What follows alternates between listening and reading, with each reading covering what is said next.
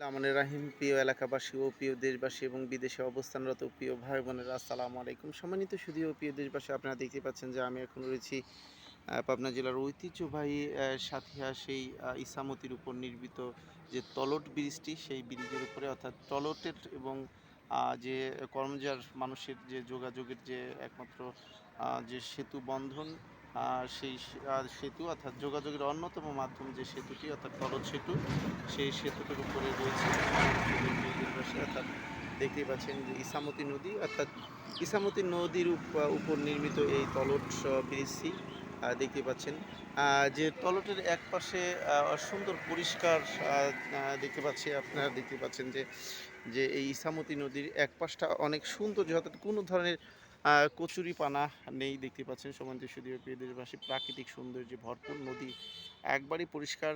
দেখলে অনেকটাই সৌন্দর্য, মানুষ কে না পছন্দ করে, সবাই সৌন্দর্য পছন্দ করে। দেখতেই পাচ্ছেন কোনো ধরনের ময়লা আবর্জনা বা কচুরিপানার কোনো অবস্থান নেই।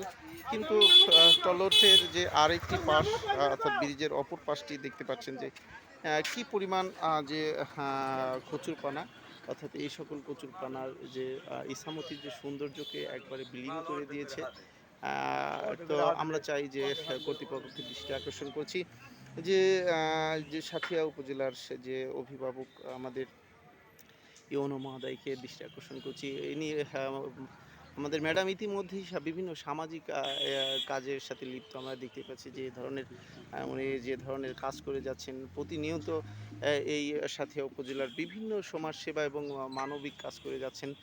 ইতিমধ্যে তিনি সাঁথিয়ার যে এই ইসামতিকে দখলমুক্তও করেছেন অনেকটা। তো আমরা চাই যে ওনার মধ্য দিয়ে এই সৌন্দর্য অর্থাৎ ইসামতি যাতে একটু আরও সেই সৌন্দর্য ফিরে পাক।